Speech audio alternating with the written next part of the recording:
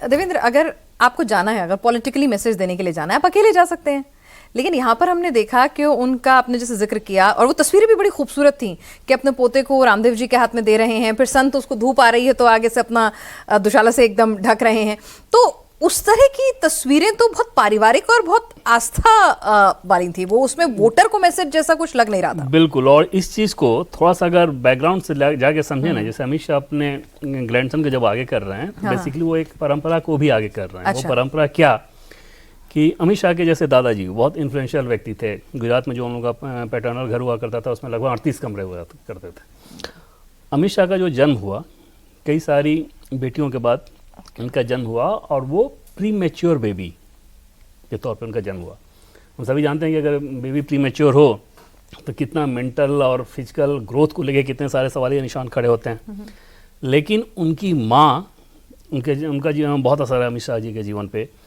उनकी माँ ने एकदम से इन सारी चीज़ों को दरकिनार करते हुए एक व्यक्तित्व कैसा अमित शाह का होना चाहिए, उस रूप में उन्होंने उस समय उनको ढालना शुरू किया। शुरू में उनकी स्कूली शिक्षा नहीं होती थी। वो धर्म के से संबंधित, हिंदू सनातन धर्म से संबंधित जो आचार्य जो लोग थे, उनको घर पे बुला के बचपन से ही संस्कृत का ज्ञान दिलाना। अच्छा।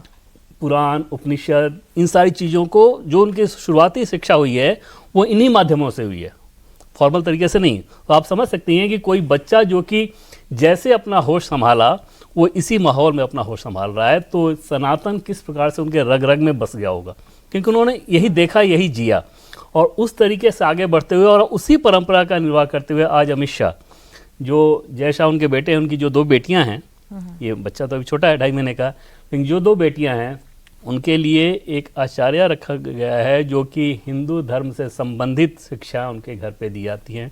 अच्छा। उत्तराखंड की वो बड़ी साध्वी हैं जो वहाँ पे रह के उनको शिक्षा दे रही हैं।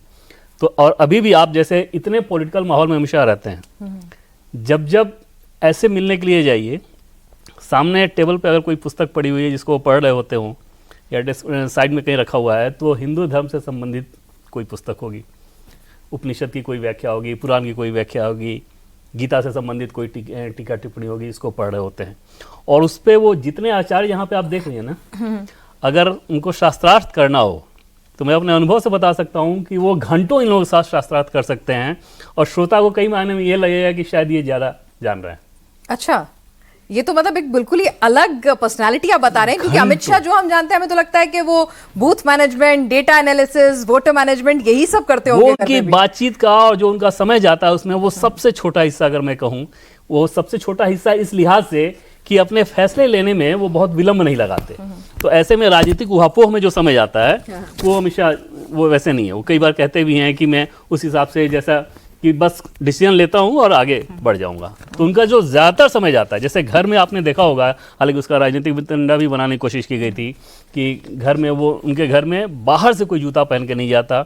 वो लोग भी, घर के लोग भी जो शूज़ पहनते हैं, चप्पल पहनेंगे, बाहर से अगर आते हैं तो बाहर ही रहता है। और गुजरात में बहुत ज़्यादा देखा है, बहुत और घर में पहनने के लिए अलग रहता है। ऐसे में जैसे आपने देखा होगा अरविंद केजरीवाल, आम आदमी पार्टी ने किस प्रकार से उस पर निशाना साधने की कोशिश की थी कि बाहर के लोग आए, उनका जूता उतरवा दिया।